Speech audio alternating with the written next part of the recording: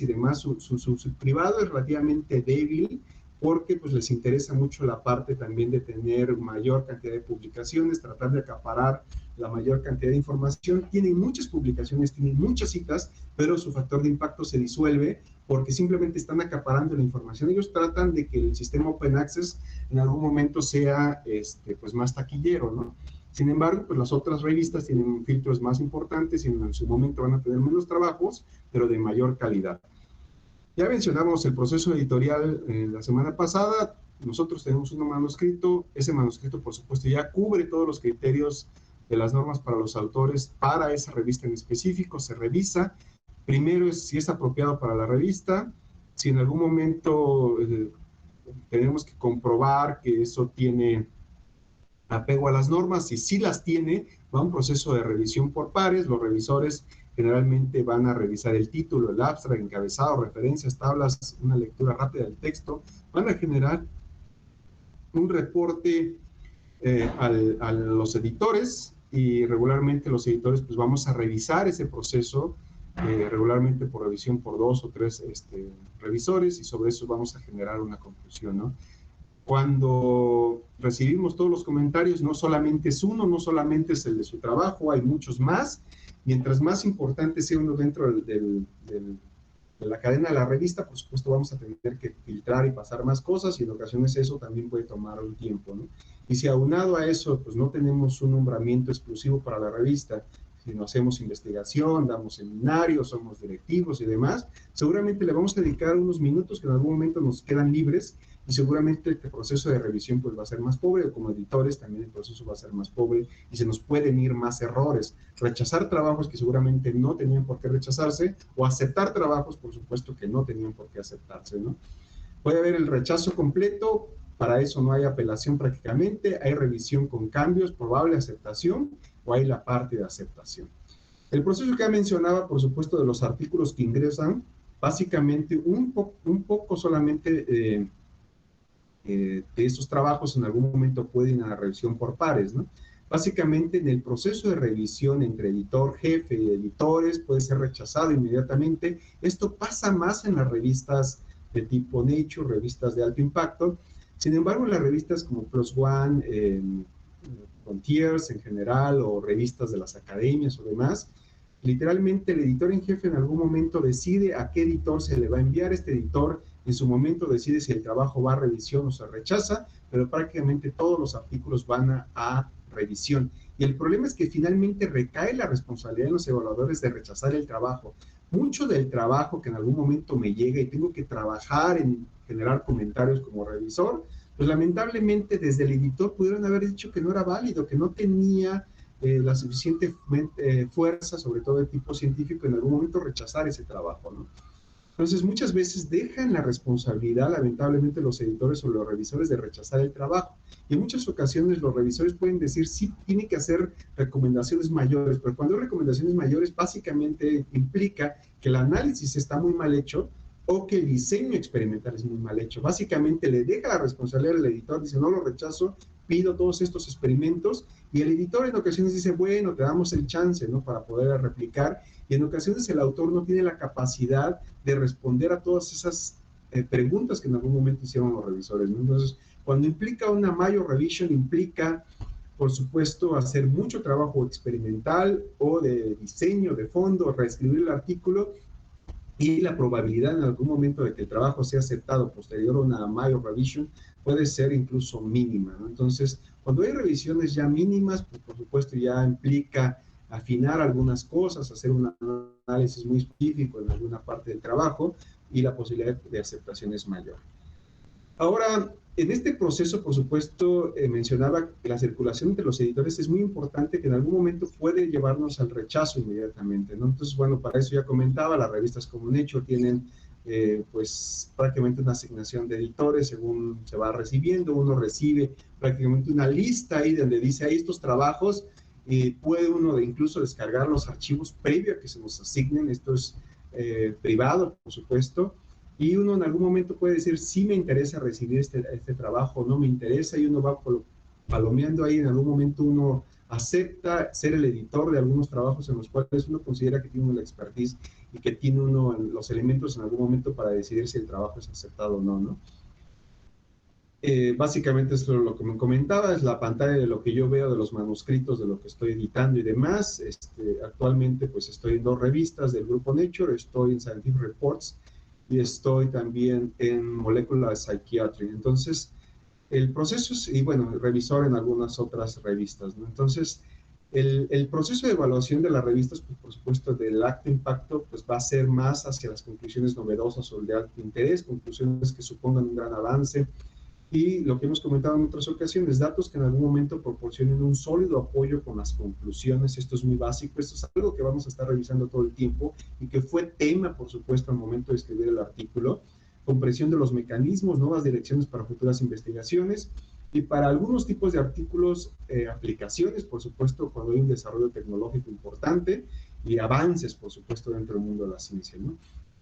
Este es simplemente recordarles el proceso de revisión. Si en algún momento esto pasa, pues va el proceso de revisión. Hay comunicación entre los editores, comentamos este trabajo es bueno, este trabajo es malo, este considero que no amerita.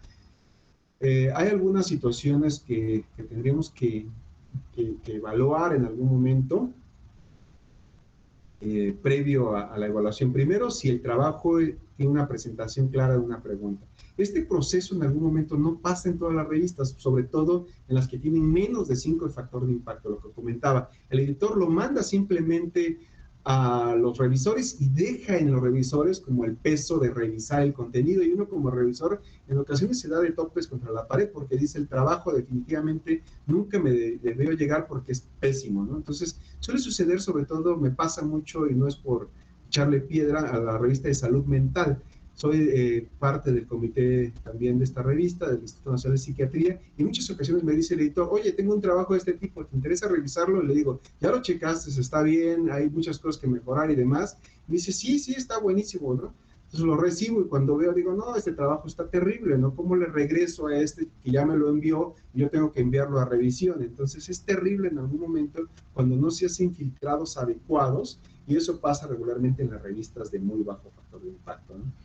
Una introducción que crea al interés de los lectores, por supuesto. Recordábamos en nuestra estructura, y esto simplemente repetitivo, la parte de la introducción, la parte de la discusión son muy importantes, no se diga la parte de resultados, pero desde la introducción es muy importante, y esos criterios ya los definimos en su momento de escribir el artículo científico, ¿no? Entonces, dentro del proceso de evaluación, por supuesto, es muy importante, por ende, esa parte de la escritura del artículo es la más importante para nuestro curso.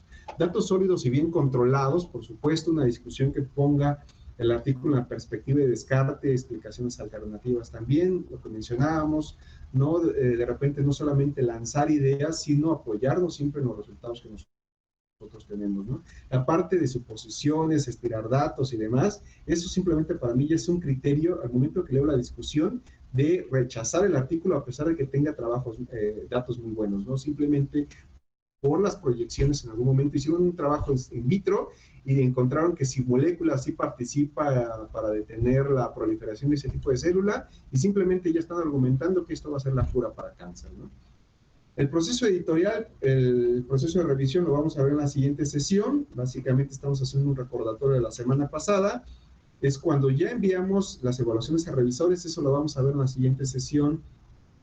Ahora mismo ya es un proceso, incluso hay checklists y muchas cosas, hay incluso, siempre se les envía a los revisores, como editor uno le dice, estas son las características de tu manuscrito, y además siempre se le vuelven a enviar como recordatorio las normas para los autores y las normas de los revisores. Hay políticas y cosas que un revisor debe en algún momento estar de acuerdo al momento que recibe un trabajo y todo, sobre todo conflictos de interés y demás.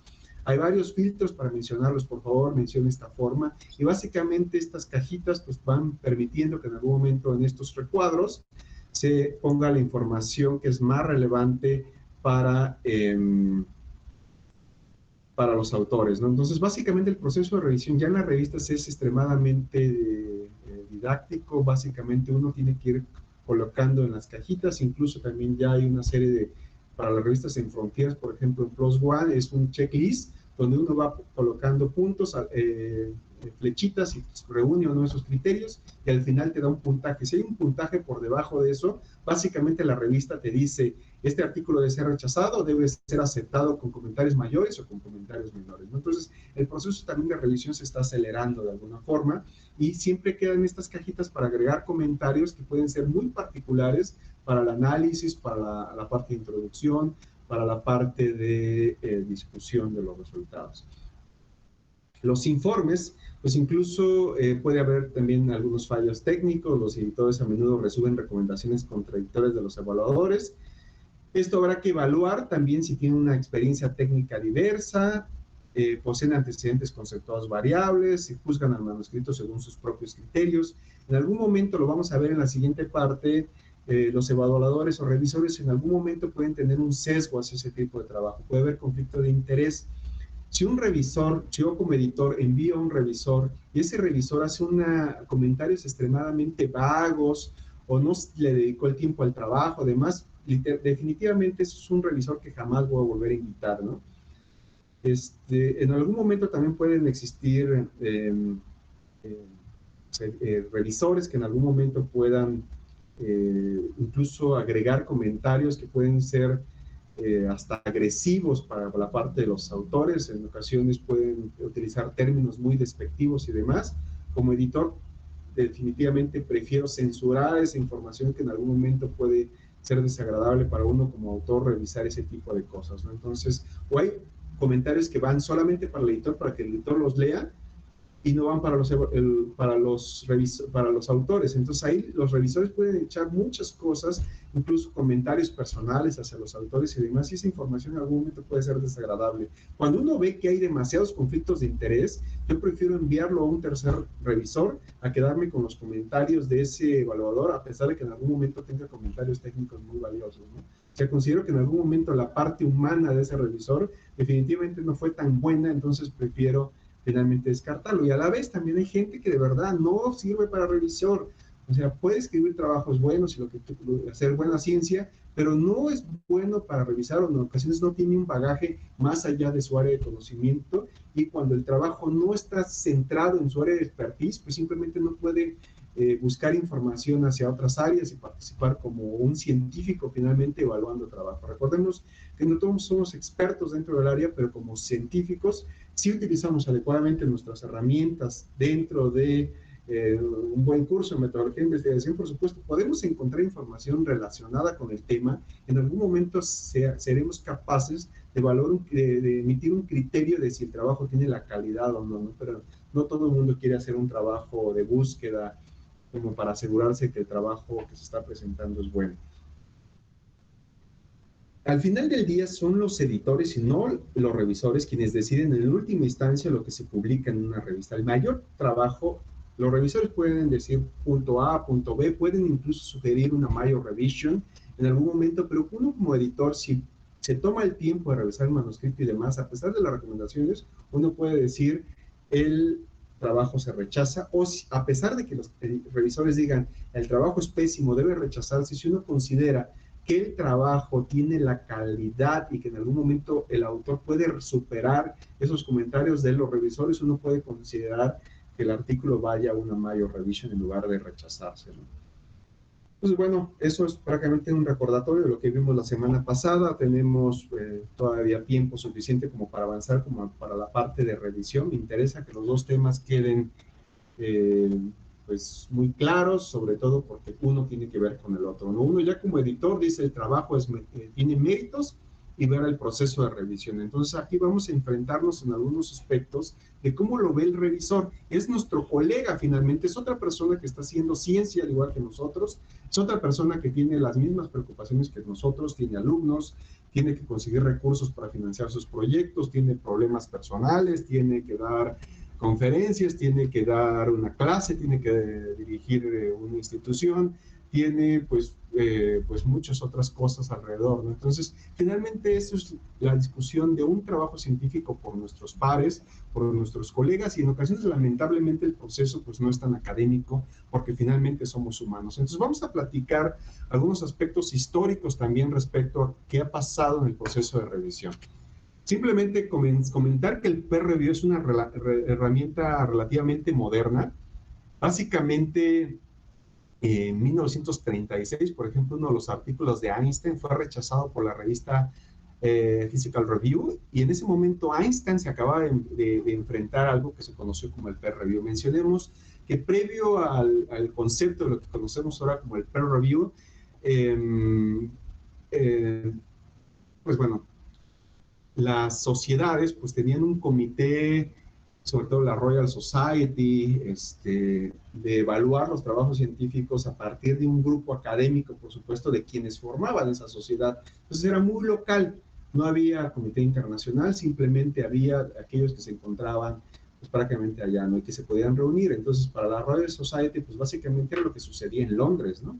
Entonces llegaban trabajos internacionales, pues finalmente ellos tenían que decidir con ese cuerpo, y básicamente es lo que sucede ahora con las revistas académicas, de alguna forma, pero pues básicamente no se enviaba a revisores externos, sino dentro de ese comité decidían si el trabajo se aceptaba o no, ¿no? Entonces, en algún momento, este trabajo de Einstein fue enviado a expertos, y esta es la respuesta de Einstein, ¿no? Entonces le responde al editor de Physical Reviews, le dice: estimado señor, yo y el señor Rosen, que es otro de sus autores, hemos enviado nuestro manuscrito para publicación, pero no hemos autorizado a usted que enseñara esto a sus especialistas antes de que se imprimiera, ¿no? Yo no veo las razones por las cuales tenga que responder a este tipo de consenso-error y los comentarios de sus expertos anónimos, ¿no?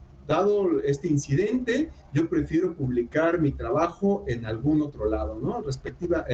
Respetuosamente, Albert Einstein. Entonces, ese es uno de los ejemplos dentro del mundo del peer review, de cómo ha sucedido en otras épocas, ¿no? Entonces, el mismo Albert Einstein, en algún momento, su trabajo, después de ser famoso y demás, pues fue rechazado, ¿no? Una excepción en Nature, o sea, a pesar de que el proceso de revisión pues se daba así como en pares y se consultaba y demás, uno de los temas es que el artículo, el famoso trabajo de Watson y Crick sobre la estructura de ADN en 1953, pues no se envió a revisión. Y hay un comentario respecto a los 50 años, esto fue en noviembre del 2003, y lo escribe John Maddox. John Maddox fue el editor de Nature cuando inició el proceso de revisión en Nature, ¿no? Básicamente este trabajo en 1953, me parece que John Maddox toma la editorial de Nature más o menos como para finales de los 60s y 70s, más o menos como 1971, 72, inicia él con el proceso de peer review, fue de las primeras revistas pioneras del proceso de peer review, y en los 50 años, él estuvo dirigiendo la revista de Nature hasta 1992, me parece, pero él escribió algo a razón de los 50 años de este trabajo tan importante. Entonces, él mismo dice que en su momento, pues quien fue el editor en su tiempo de este trabajo, pues simplemente decía que el trabajo de Watson y Crick no fue enviado a revisión. Y hay un comentario, dice: primero, yo tengo dos comentarios sobre esto. El trabajo de Watson y Crick, el paper de Watson y Crick, no podía haber sido enviado a revisión. Esto tiene, por supuesto, muchas cosas era una situación más como self-evidence, no tenía un trabajo experimental, era la propuesta de un modelo solamente, no había el trabajo experimental. Recordemos que finalmente, al final de este trabajo de Watson y Crick, al ladito está el trabajo de Rosalind, en el cual pues está demostrando finalmente por cristalización, por refracción de rayos X, está mostrando la estructura del ADN, ¿no? Entonces, uno de los puntos ahí también decía, no podíamos enviar este trabajo, por ejemplo, a Linus Pauling, ¿por qué? O sea, había un conflicto de interés sobre la estructura, o sea, no había o sea, ¿a quién se lo podíamos enviar? Era un modelo, no había datos, había un trabajo ahí pegado con este artículo que finalmente demostraba parte de la estructura de lo que estos estaban proponiendo. Históricamente, pues se puede hablar también de muchas cosas, de que por supuesto le copiaron el modelo de algo que vieron, una fotografía ahí. Entonces, bueno, históricamente pues hay muchas cosas alrededor del modelo de Watson y Crick, pero en su momento pues ese trabajo tampoco se consultó con ningún experto como para decidir si el trabajo se publicaba o no. Y pues las consecuencias pues ya todo el mundo las sabe, ¿no? Finalmente se les otorga a ellos el premio Nobel y no a quien describe realmente con trabajo experimental pues la molécula. Entonces, bueno, puede haber muchas implicaciones de este tipo dentro del proceso de revisión. Lamentablemente tiene sesgos y demás, y quienes fueron famosos y demás fueron ellos. Si vean simplemente su figurita pegada aquí en el fondo de su laboratorio, pues bueno, es una imagen simplemente que después de que fueron famosos y recibieron el Nobel, pues se tomaron la molestia de hacer todo este modelado estructural, pero básicamente su figura era esto. Ni si ven los manuscritos o los borradores de Watson y Crick, de la bitácora y demás, pues eran unas cosas absurdas en algún momento de la idea, y simplemente al momento de ver la imagen del trabajo que finalmente fue el que le dio el sustento experimental, pues finalmente ellos en algún momento se les ocurrió la doble hélice, ¿no? Entonces, eso es un punto. Ahora, pueden discutir mucho sobre el proceso de revisión. O sea, hay gente que está en contra del proceso de revisión, hay muchas cosas a favor, en contra de este proceso de revisión por pares. Sin embargo, en el 2009 dijeron, órale, a ver, vamos a evaluar qué tan satisfechos están, ¿no? Entonces, cuestionaron a más de 4,000 personas a nivel internacional, grupos regularmente dentro del proceso de élite, ciertos personajes, por supuesto, reconocidos a nivel internacional, y el punto fue que 69% estaba satisfecho, de muy satisfecho a satisfecho, ¿no? Entonces, 8% extremadamente satisfecho, 61% muy satisfecho, entonces muy satisfecho acá, y 22% dice que estaba ni satisfecho ni insatisfecho, o sea, finalmente muy cuestionado ahí, y solamente poquitos dicen 8% insatisfecho y 1% dice que extremadamente insatisfecho. Entonces, es nuestro verdugo y al final dice, pues sí estamos contentos con este proceso de revisión. Ahora, ¿cuáles son los beneficios y cuáles son los inconvenientes de este proceso? Primero, beneficios. Primera comprobación de la corrección técnica. O sea, finalmente todos podemos cometer errores al momento de un análisis estadístico y demás, pero finalmente viene alguien externo que ve tu trabajo desde un panorama pues no personal, no van a situaciones incluso de decir mi trabajo es muy relevante y demás, lo ve con una mirada más fría, crítica por supuesto del trabajo científico, y en algún momento dice las conclusiones que presenta este trabajo son buenas, ¿no? También puede haber pues múltiples opiniones y en algún momento eso se intenta para reducir el sesgo, de tal forma que hay algunas revisiones para algunas revistas que puede haber hasta 6 revisores o 7. Y en algún momento me llegó para un trabajo como 8 puntos, ¿no? Y fue muy difícil poner de acuerdo a todos los revisores porque yo cambiaba algunas cosas, el otro revisor decía que no, y era terrible. Es como cuando ustedes están lidiando con una tesis, con un comité de grado, de maestría, doctorado, uno dice quítale, el otro dice ponle, y puede hacerse muy complejo. Mientras más opiniones haya, se supone que se reduce el proceso de sesgo, ¿no? 2 revisores puede ser suficiente, lamentablemente uno puede decir no, uno que sí, y se requiere un tercero, ¿no? Y ese tercero puede decir que no, y se tiende a la balanza hacia un lado, pero puede decir que sí, se tiende a la balanza, sin considerar, y por supuesto, consideremos de que una vez que se publica el trabajo, sale a la luz de todo mundo, y en ese momento el otro personaje puede decir yo estoy en contra, y puede encontrarle cosas que esos 2 expertos en algún momento no identificaron. Entonces, finalmente el proceso de revisión al momento de la revista tiene sus ventajas de que en tiempo pues podemos tener acceso a 2 o 3 revisores. Cada vez encontrar buenos revisores para los trabajos se complica más. Encontrar un muy buen revisor, y si lo encuentra uno, realmente no lo perdemos. Lo estamos molestando todo el tiempo y pobre revisor en algún momento dice ya déjame descansar, ¿no?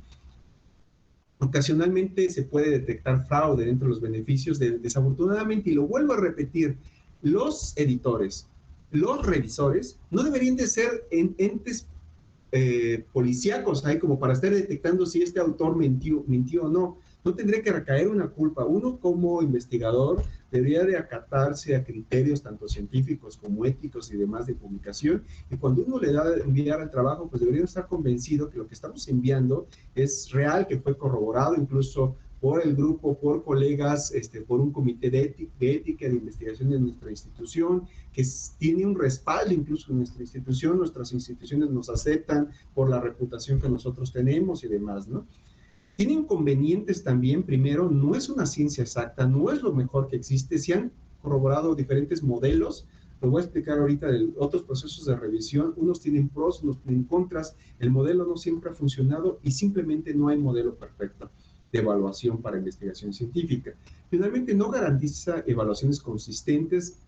Remarco nuevamente, el área de conocimiento puede ser nuestro expertise muy cerrado sobre, sabemos todo sobre un transportador o sobre un canal, pero desconocemos el resto de la ciencia. Nos llega un trabajo que seguramente cae dentro del scope de nuestra área de conocimiento, pero desafortunadamente no tenemos el expertise como para criticar y evaluar todo, ¿no?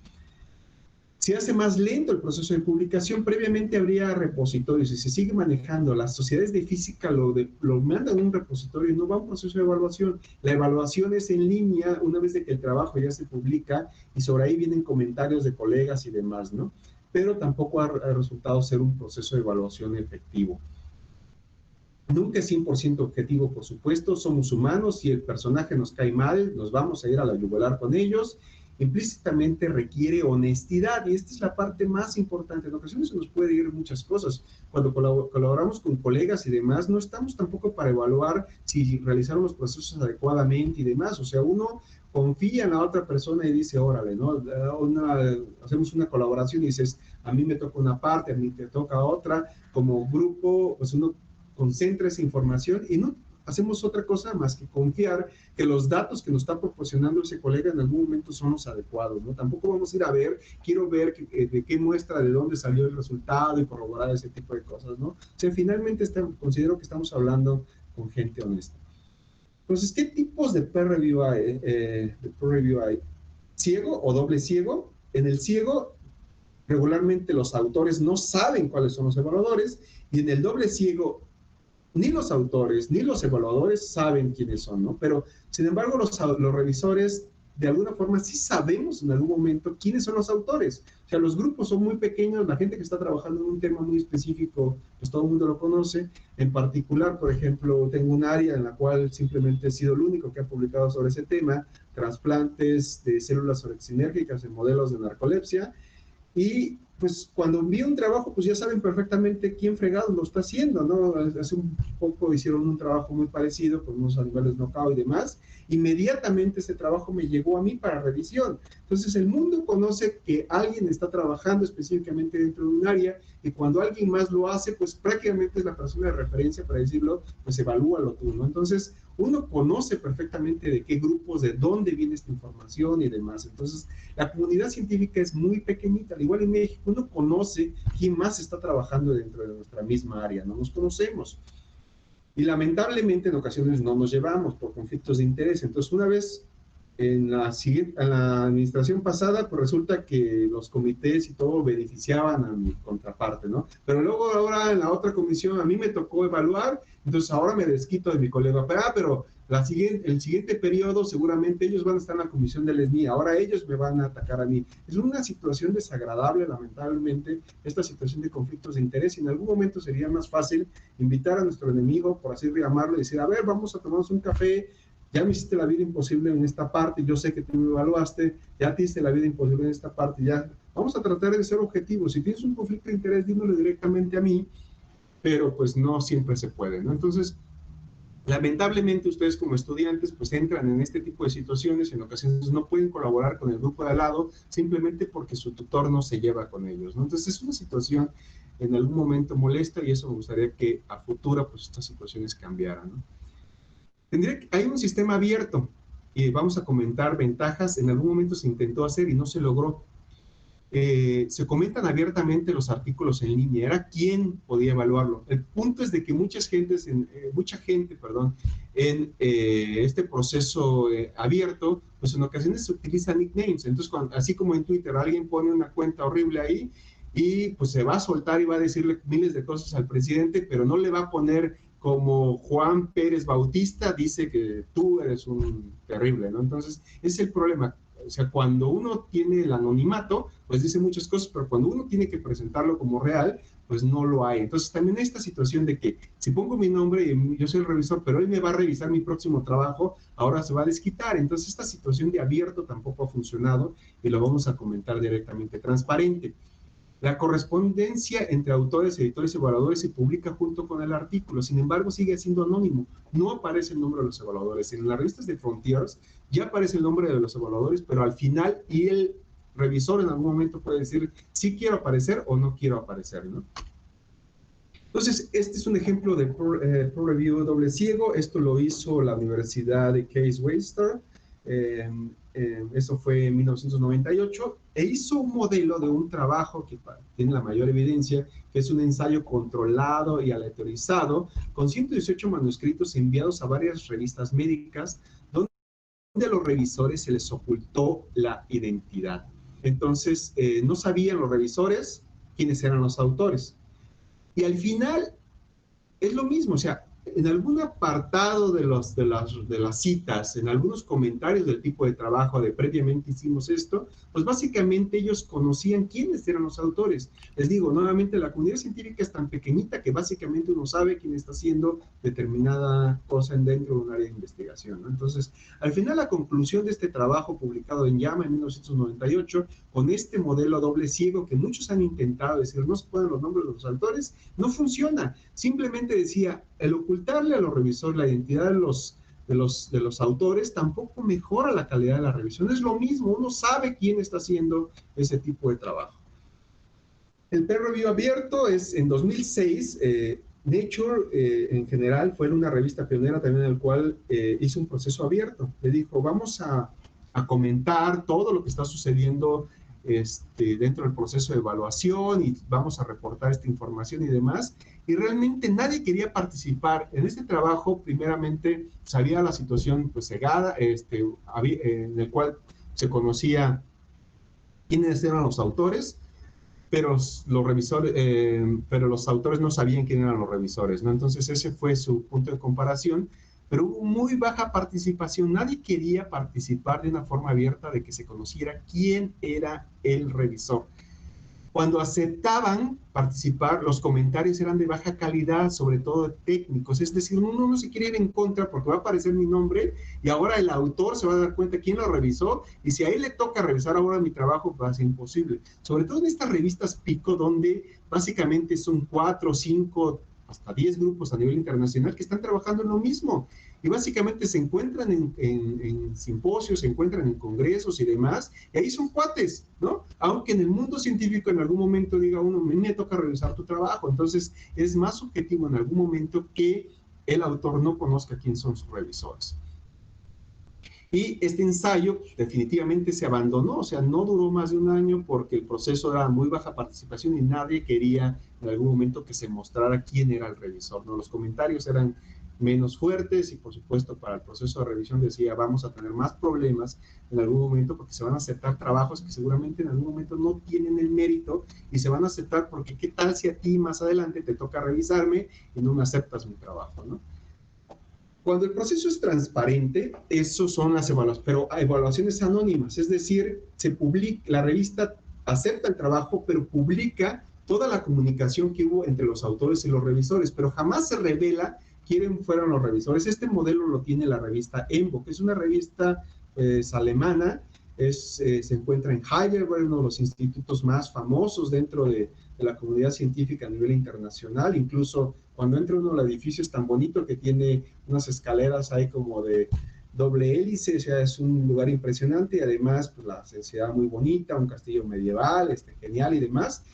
Y ellos publican este tipo de anónimas y esto desde el 2009 a ellos les ha funcionado y básicamente el 99.85, casi el 100% de los revisores aceptan tomar parte de este tipo de cosas, ¿no? Y lo han continuado. Entonces sale la publicación y uno puede descargar todo el historial de lo que hubo dentro del proceso de revisión desde el primer manuscrito hasta la versión publicada, ¿no?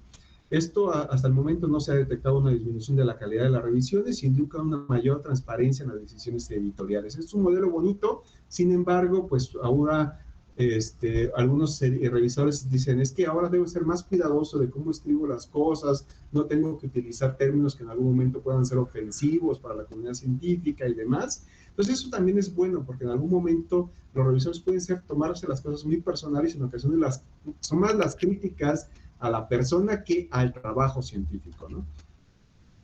Ahora, ¿cómo se decide el número de evaluadores? ¿Cuándo decido si lo mando a 3, a 4, a 5? Pues va a depender del expertise, primero de los evaluadores. Si no encontramos evaluadores que cubran realmente el área de esa investigación, y si esa investigación es multidisciplinaria, donde implica la parte de fisiología por parte de medicina, implica, por supuesto, el desarrollo tecnológico para una órtesis, por ejemplo, por ingeniería, implica ahora el modelado matemático de otra cosa para ver la respuesta de esa órtesis o prótesis de un miembro superior, por ejemplo, y ahora cómo el cerebro interpreta esas señales para mover ese brazo, pues implica que se requieren 3, 4 revisores de diferentes disciplinas, alguien que evalúe la parte médica, alguien que evalúe la parte de medicina, de ingeniería y alguien que evalúe la parte del modelo matemático. Entonces, eso también es responsabilidad de los editores, conocer, por supuesto, áreas multidisciplinarias y comienza a haber revistas incluso que ya tienen ese carácter multidisciplinario y los comités, en ocasiones puede haber 2 revisores para el mismo trabajo porque el área, por supuesto, implica un mayor conocimiento.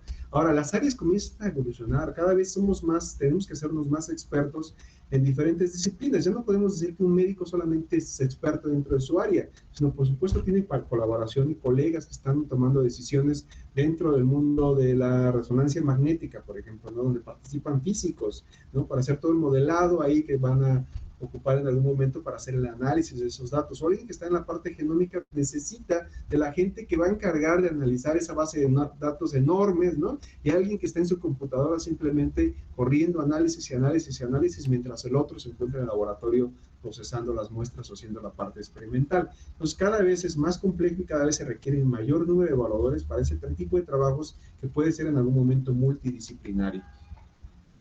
¿Cómo vamos a evaluar o seleccionar a los evaluadores? Comentaba yo hace un momento, cuando un evaluador, a pesar de que puede tener la experiencia como científico, puede ser muy buen científico, pero no por ello va a ser buen académico y no va a poder transmitir sus conocimientos, pero tampoco va a ser seguramente un buen evaluador, ¿no? Es de las personas que va a los seminarios y jamás hace una pregunta, ¿no? Entonces, así es simple. Igual, en el mundo de la ciencia hay gente que no sirve para ser evaluador. Le envían los trabajos y es una revisión muy superficial, no se mete a detalle dentro de la evaluación de procesos y demás, entonces no hace un análisis exhaustivo del trabajo y lamentablemente son evaluadores que jamás volvemos a invitar en nuestra vida, ¿no? Y eso es lamentable porque pues, es gente que llega, habla, dice y demás, pero cuando la pones ahí frente a un trabajo tampoco puede ser crítica. Es lamentable, no todos somos buenos haciendo todas las cosas. Debemos reconocer que tenemos fallas en algunas áreas y hay gente que por supuesto no va a ser un buen evaluador, no va a ser un buen editor, no va a ser bueno dando clases, no va a ser bueno dando seminarios, pero es excelente tomando ideas y generando cosas o escribiendo el artículo, pero ponle frente a un auditorio y no sabe qué decir, ¿no? Entonces, eso también debemos reconocer que tampoco hay buenos evaluadores. Entonces, en esta parte de selección, primero nos vamos con la parte de experiencia. Que haya publicado, por supuesto, ya varios trabajos sobre esa área en particular, que tenga un dominio técnico y amplio de conocimientos en el área, que tenga independencia. Lamentablemente los postdocs o los investigadores asociados en algún momento podrían ser personas ideales para el proceso de evaluación porque van a tener un poco de más tiempo y cuidado para revisar las cosas. Lamentablemente hay un conflicto de interés ahí porque no son independientes, dependen de una persona y en ocasiones esa persona tiene que autorizarle de que evalúe porque le va a robar unas horas de su tiempo. Y recordemos que el proceso de evaluación no paga, ¿no? O sea, nosotros estamos trabajando para el proceso de revisión o de edición y realmente es un mérito y satisfacción personal, pero no nos pagan por eso, ¿no? Entonces, alguien del laboratorio, si es tu jefe y de repente se asoma en tu computadora y ve que estás revisando un trabajo, va a decir, bueno, pues ponte a trabajar en el artículo que debes de escribir en tu tesis, no en un revisar otro trabajo, ¿no? Entonces, es un punto muy importante también que el investigador de alguna forma sea independiente. Nadie es independiente al final del día, no tiene un subdirector de área, tiene un director de área, tiene un director general, depende de la comisión coordinadora, o sea, hay muchas cosas, pero la independencia dentro de su grupo de investigación es muy importante. Que sea eficiente, que dentro de un margen de 1 o 2 semanas te envíe las evaluaciones. Si hay que estarle enviando recordatorio 1, recordatorio 2, recordatorio 3, y a último minuto te está haciendo el proceso de revisión, quiere decir que no se tomó el tiempo suficiente para hacerlo y que lo hice en últimos 5 minutos y en esos 5 minutos los comentarios fueron demasiado superficiales y malos. Ese es un tipo de personajes que jamás vuelves a invitar.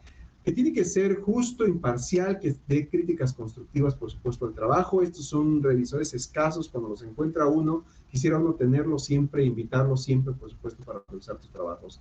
Que no haya conflictos de interés, esto es humano, finalmente vamos a tener conflictos de interés, sobre todo si es un trabajo que esté muy relacionado con algo que nosotros estamos haciendo, ¿no? Que no tengan sesgos ni positivos diciendo, este trabajo es excelente, señores, debe publicarse de la forma es, ¿no? Entonces, no es ese punto de decir que el trabajo fue maravilloso, ni tampoco se trata de decir, es terrible, estos autores son pésimos, conozco su reputación y cosas de ese estilo. Centrarse a revisar el trabajo y el mérito científico, ¿no? Que esté disponible. Hay personajes que tienen miles y miles de actividades y seguramente nunca van a aceptar participar como evaluadores, y cuando lo hagan, lamentablemente no tienen la experiencia. Esto se requiere estar haciendo todo el tiempo, de lo contrario uno no sabe por dónde comenzar, ¿no? ¿Cuáles son los beneficios de este Pro Review? Entonces, en este proceso de revisión, en algún momento puede marcar la diferencia entre rechazar y aceptar un artículo. Finalmente la decisión la toma el editor, pero los revisores juegan un papel muy importante, ¿no? O sea, el editor puede decir, sí, el trabajo tiene el mérito, pero necesito conocer más detalles técnicos sobre esto. También, el trabajo científico, cuando es aceptado en alguna revista, en algún momento, la calidad de la revisión, si la revisión es muy buena y el autor tiene que mejorar muchos aspectos, el trabajo al final va a mejorar y va a quedar más bonito. Y la posibilidad de que el trabajo sea más citado mientras mejor publicado se encuentre, por supuesto, la chance de que sea citado, pues va a ser muy buena. Hay trabajos en Nature, hay gente, conozco gente que publica trabajos en Nature y demás, pero no por publicar en Nature su trabajo es citado. Sí está publicado en Nature y tiene 5, 10, 15 citas, y dice uno, pues para el tipo de investigación, para el costo de la revista, realmente no tiene el mérito haber sido publicado en Nature. Pasó el proceso de revisión, pasó los filtros, pero a pesar de eso, la calidad del trabajo tampoco fue tan buena como para que en algún momento fuera citado de forma muy importante, ¿no? Cuando se pregunta uno a los autores, ¿el contenido de mi artículo mejoró en el proceso de revisión? Casi 92% dice que sí, 6% dice que no, y 2% no está de acuerdo. Entonces, es un trabajo que salió publicado en Nature en 2006 sobre la revisión que comentamos en algún momento de que se intentaba mejorar el proceso de revisión.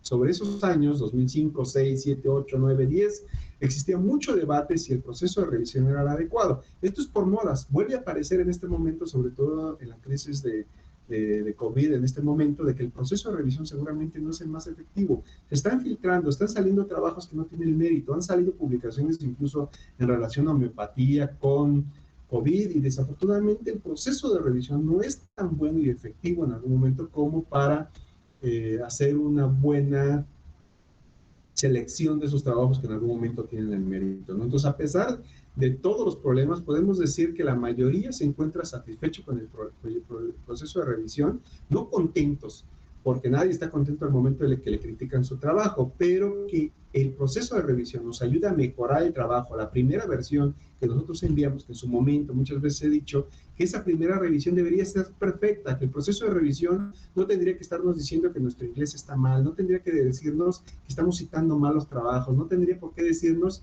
que nuestra introducción es muy larga y que no tiene nada que ver con nuestros resultados, que la discusión no tiene nada que ver con lo que nosotros estamos presentando resultados. Están derivando conclusiones que en algún momento pues ni siquiera están basadas en los resultados que tenemos, ¿no? Eso tiene que ver con la escritura, y cuando nosotros enviamos a publicar el trabajo, debería de ser casi de forma final, porque el proceso de revisión simplemente nos apoyara para que esto fuera rápido, ¿no? un punto que puse en mi cuenta de Twitter, de en algún momento te invitan como revisor. ¿Qué es lo que te tienes que preguntar? En mi cuenta de Twitter incluso también les puse la liga de este libro, que es muy bueno, cómo sobrevivir al proceso de revisión. Es un trabajo muy bonito, en general, pues las revistas y los comités y demás se han interesado mucho en que el proceso de revisión sea eficiente. Hay incluso manuales que te dicen responde de esta forma a los comentarios de los revisores y demás. Lamentablemente es un tema muy extenso porque depende del área del conocimiento, depende del tipo de pregunta y simplemente les voy a dar unos tips de cómo no responder, porque en ocasiones, así como los revisores se les va ligado al momento de atacar al trabajo, al autor, no al trabajo, también al autor, al momento que recibe los comentarios, se enfurece, se enoja, grita, patalea, chilla, ¿no? Porque le criticaron su trabajo. Y al momento que responde, lo responde también con todo el hígado y va a ser un pleito ahí terrible que al final el editor va a decir, señores, ¿no? Crezcan y váyanse a pelear a otro lado, ¿no? Aquí no estoy yo para que estén peleando. Entonces, eso es un punto también, en algún momento no contestar con el hígado, sino tratar de ser lo más científico, coherentes posibles. Entonces, primero, si nos invitan como revisor, la primera pregunta que nos debemos hacer es, ¿el manuscrito está dentro de mi área de experiencia? O sea, no voy a revisar una cosa de robótica si con duras penas logro cambiar una llanta de mi auto, ¿no? ¿Tengo tiempo para hacer la revisión correctamente? Eso es una situación, siempre lo dejamos como, lo voy a hacer, en su momento le voy a dedicar tiempo, y no es de que digan, las siguientes 2 horas me voy a dedicar solamente a este trabajo, lo vamos a hacer muy superficial, comentarios prácticamente sobre la marcha, no vamos a ser tan cuidadosos, y por eso se aceptan trabajos que en algún momento no tienen la calidad, ¿no? ¿Tengo algún conflicto de interés? Si lo tiene, definitivamente decláralo. Si lo tienes y eres capaz de mantenerte al margen y ser objetivo, pues adelante. Si voy a necesitar ayuda de otro experto para hacer la revisión, pues recordemos, podemos aceptar que nosotros somos responsables de la revisión y vamos a molestar al otro colega que seguramente va a tener otras cosas que hacer y te va a decir, sí, sí te ayudo, pero a última hora, pues tampoco te va a ayudar, ¿no? Entonces es una situación también. O lo vas a aceptar y vas a decirle a tu asociado o a tu postdoc o a tu estudiante de doctorado, revísalo, pues bueno, no es el trabajo de él, ¿no? Entonces uno de los puntos también muy inadecuados es que en ocasiones muchos revisores aceptan y simplemente le delegan el trabajo a otra persona que trabaja dentro de su grupo, ¿no? Lo cual tampoco es bueno. Se les puede invitar en algún momento cuando considera que esa persona puede tener el expertise. Y me ha pasado, de repente, como editor en algunas revistas nuevas, estoy en una revista muy amplia que se llama Medicine, y he invitado a mis estudiantes, ¿no? A ver, para que tengas experiencia en el proceso de revisión, considero que es un tema que está relacionado con tu proyecto, con el artículo que vas a escribir, con el artículo que estás escribiendo, además, y los invito. Y ni siquiera responden, o sea, no se toman en los 5 minutos para revisar ese trabajo, y lamentable, no van a aprender ese proceso. O aceptan y jamás te me regresan los comentarios, o sea, ahí tampoco les puedo estar diciendo, oye, me regresan los comentarios. Si no me envían ni su manuscrito ni su tesis, que llevo esperando 2 años, por supuesto un manuscrito menos, ¿no? Entonces es terrible cuando un alumno también tampoco te responde, ¿no? Entonces muchas veces confío en esa persona y dice, o mi cuate me va a revisar este trabajo más rápido que cualquier otro, y no, o sea, también tampoco es una situación eso de que mi cuate, mi amigo, mi alumno, mi asociado o alguna otra persona va a sacar el trabajo que en algún momento me corresponde a mí, ¿no? Pero cuando se les invita, pues uno esperaría que lo vieran como una área de oportunidad para aprender otras cosas, pero no, la gente está dispersa, está pensando en otras cosas, ¿no? Que si los dejó el novio, que si su experimento no sale, o sea, se van en otros rollos y no se aplican a aprender procesos dentro de su formación como estudiantes. ¿Qué vamos a hacer con la evaluación técnica del manuscrito? Primero, las 3 preguntas básicas. ¿Lo entiendo? ¿Me lo creo? Y me interesa. Y eso tiene que ver con las áreas de ese trabajo, ¿no? La parte, lo entiendo, los métodos, los objetivos están claramente explicados, los autores han referenciado propiamente la literatura, la discusión es coherente con los resultados que se están presentando, me lo creo, los métodos son válidos, se pueden justificar las conclusiones con los datos, me interesa, el trabajo es original, los planteamientos son importantes e interesantes. Esto casi tiene que ver con la parte de la estructura, la parte de la introducción, la parte de resultados, la parte de me interesa, las conclusiones originales, por supuesto tiene que ver con la parte de discusión. Entonces, este libro es muy bonito, los invito a que en algún momento de sus ratos múltiples libres que tienen, que lo descargan ahí de mi cuenta de Twitter, pueden leerlo, imprimirlo, son como 80 páginas solamente, es un manualito pequeño, y les aseguro que si entienden cómo está el proceso de evaluación, ustedes van a